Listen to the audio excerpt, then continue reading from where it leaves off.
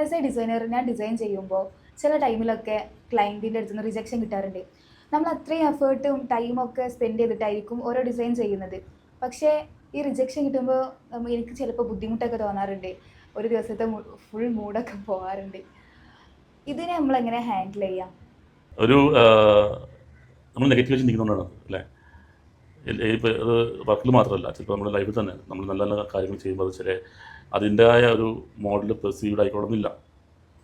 അപ്പോൾ നമ്മൾ ചെയ്യേണ്ടത് എന്താണെന്ന് വെച്ചാൽ കൂടുതൽ എക്സ്പീരിയൻസ്ഡ് ആവുക, അല്ലാന്നുണ്ടെങ്കിൽ അത് കണ്ടിട്ട് നമ്മൾ ഡൗൺ ആവാതിരിക്കുക എന്നുള്ളതാണ്. You to keep on working, keep on acting, keep on doing. എന്താണോ ആ പ്രോസസ്സ് കണ്ടിന്യൂ ചെയ്യുക എന്നുള്ളതാണ്. അപ്പോൾ അങ്ങനെ പ്രോസസ്സ് കണ്ടിന്യൂ ചെയ്യുമ്പോൾ ഈ നെഗറ്റിവിറ്റീസിനെ എന്താവും, അത് നള്ളിഫൈ ചെയ്യും. നെഗറ്റിവിറ്റീസ് ആദ്യം 0 ആയി, പിന്നെ അത് പോസിറ്റീവായി. അപ്പോൾ നമുക്ക് തോന്നും എല്ലാം ഉൾക്കൊള്ളാൻ പറ്റും. ഒരു വർക്ക് റിജക്റ്റായി ഉൾക്കൊള്ളാൻ പറ്റും. പിന്നെ പോസിറ്റിവിറ്റീസ് നമ്മൾ കൂടി വരുന്ന സിറ്റുവേഷനാണ് ബ്ലിസ് എന്ന് പറഞ്ഞൊരു മോഡിലേക്ക് പോകും. അപ്പോൾ ബ്ലിസ് ആകുമ്പോൾ എന്താണെന്ന് വെച്ച് കഴിഞ്ഞാൽ നമുക്ക് ഒരിക്കലും ഒരു നമ്മളെ അഫക്റ്റ് ചെയ്യുന്നേയില്ല. ചിലപ്പോൾ ക്ലയൻറ്റ് തന്നെ അവരുടെ ഒരു ബെനിഫിറ്റിന് വേണ്ടിയിട്ട് നമ്മളൊന്ന് ഡൗൺ ആക്കി കഴിഞ്ഞാൽ അവർ പറഞ്ഞത് നമുക്ക് കേൾക്കും.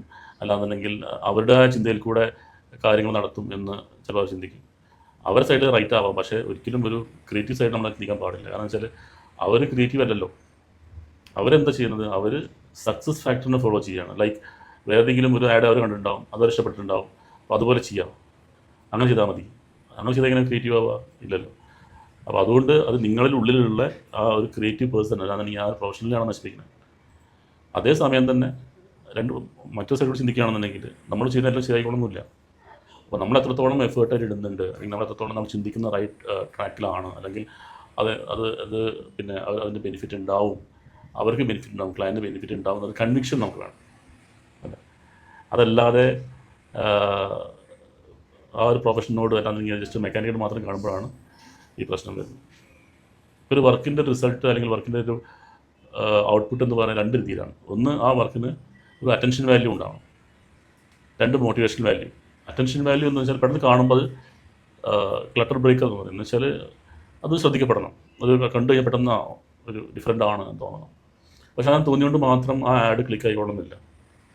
അതിന് എന്ത് വേണം, ഒരു മോട്ടിവേഷൻ വാല്യൂ കൂടെ വേണം. അതായത് ആ ആഡ് കണ്ട ആരാണോ കാണിക്കാൻ ഉദ്ദേശിച്ചത് ആ റൈറ്റ് ഓഡിയൻസ് അത് കാണുന്നു.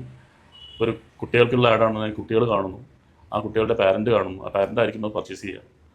അപ്പോൾ അവരും കൂടെ അല്ലെങ്കിൽ കുട്ടി കൺവിൻസ് ചെയ്യണം ഫാദറിനെ. അപ്പോൾ ഫാദർ എന്ത് ചെയ്യും, അത് വാങ്ങിക്കും. അല്ലാതെ ടീനേജേഴ്സ് ആണെന്നുണ്ടെങ്കിൽ ആ ടീച്ചറെ കൺവിൻസ് ചെയ്യാൻ ആഡിന് പറ്റണം. അത് മോട്ടിവേറ്റ് ചെയ്യാൻ പറ്റണം, പെർsuade ചെയ്യാൻ പറ്റണം.